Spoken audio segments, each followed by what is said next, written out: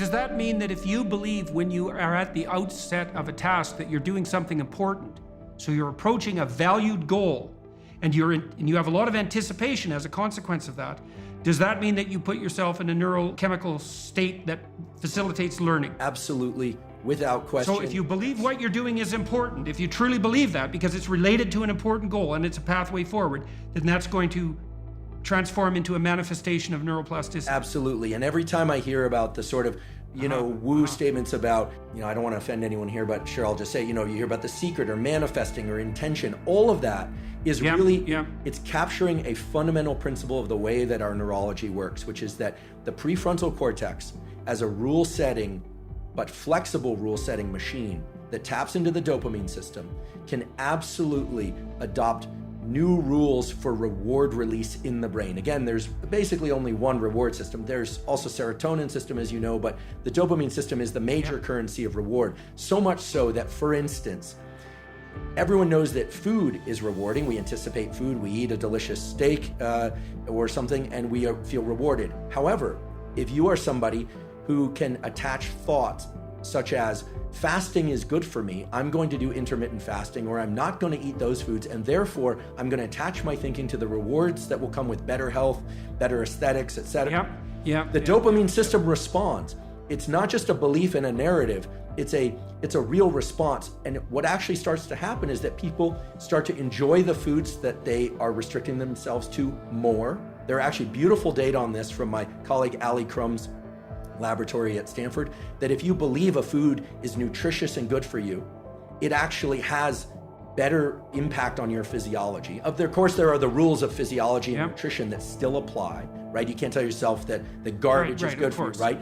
But there's a significant scaling up of the positive response that's associated with dopamine and hormonal cascades, which we can talk about in a moment. In the same way, if one adopts a sort of a Carol Dweckian growth mindset approach, okay, it's not about receiving the reward, that the more strain I feel, the more effort that I'm putting in, the closer I'm getting to my goal, that over time will become a rewarding state such that one will pursue states of reaching. Yeah, well, it should be also proportional to the magnitude of the goal. That's right.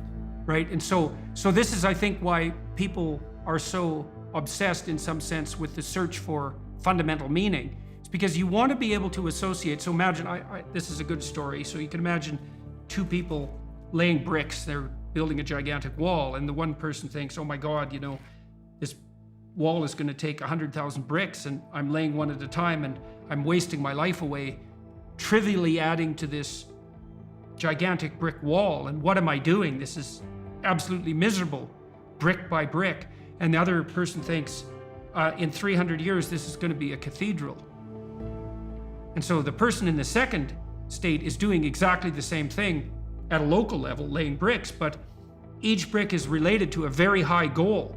And that means the reward that's attendant upon the laying of the brick is proportional to the aim of the entire behavioral process.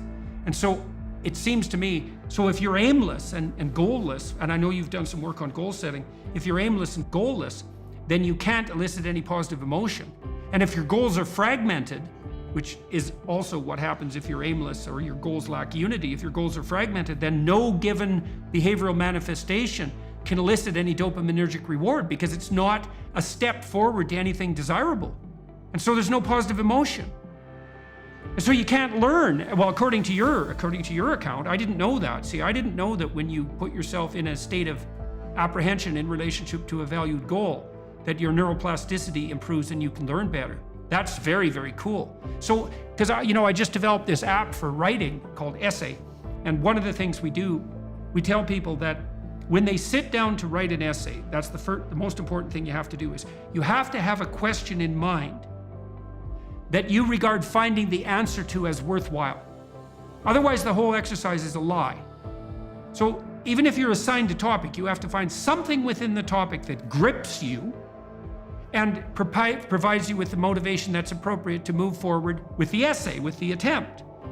And it is a lie otherwise. You're wasting your words, you're engaging in futile activity, and you're gonna write something dull and terrible, and it's gonna frustrate you and bore you while you're doing it. And that's because your own nervous system is telling you that you're participating in something that you have no belief in. And so, but if you're gripped by the questions, like, God, I really want to answer this question, it's like, well, you're in a perfect condition to begin to write an intelligible essay because you actually want the answer. And then the writing exercise is going to be gripping because you're grappling with a real mystery. And that's so cool. If doing that also puts you in a state where you're much more likely to learn, which makes sense, right? Because if you're doing something important and you seem to be moving forward, that's a really good time to learn. Neurophysiologically, that would make, or evolutionarily, that would make perfect sense. Absolutely. The system, the dopaminergic system that we're talking about, anticipation and then action and reward, or in some cases, no reward, right? And the ability to persist toward a goal regardless, is a generalizable system. You had that chapter about, get your room in order, right? Get your belongings in order. This is, I think, very relevant right now. Even though it's important to have higher goals and lofty goals, the dopamine system is an incredible system because it is depletable, and yet it's also renewable, and it is self-amplifying. What I mean by that is, let's say that I'm somebody who doesn't know what I'm working toward. I don't have a specific goal or question. By completing even what seem like menial tasks, like making myself a cup of coffee, drinking it, cleaning up completely, drying the cup and putting it back in the cupboard, what happens is, even if you make that seemingly trivial goal the goal, in addition to making the kitchen look nicer, it completes a circuit.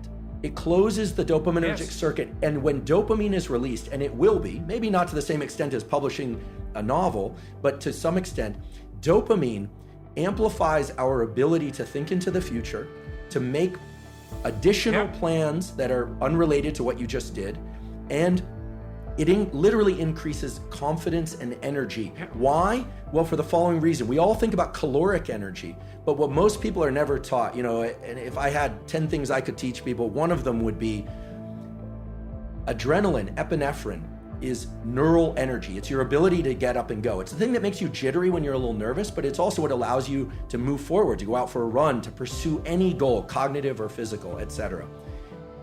Epinephrine, which is also adrenaline, those are the same thing, is literally manufactured from the molecule dopamine.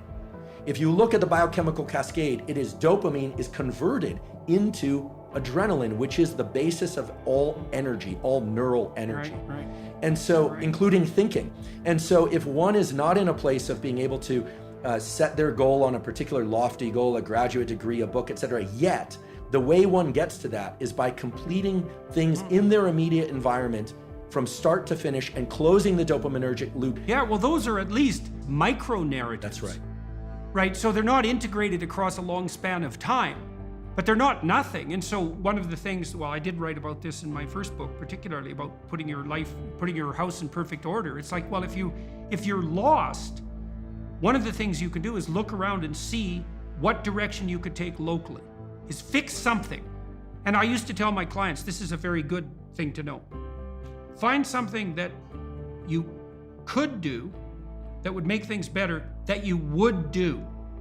And there's a humility in that too, because especially if you're in a low energy state, it's like, oh my God, I don't have enough energy to make dinner. It's like, do you have enough energy to put a fork on the table? And sometimes people are so depressed that that's really all they can do. It's like, can you take a small step forward, no matter how small that is?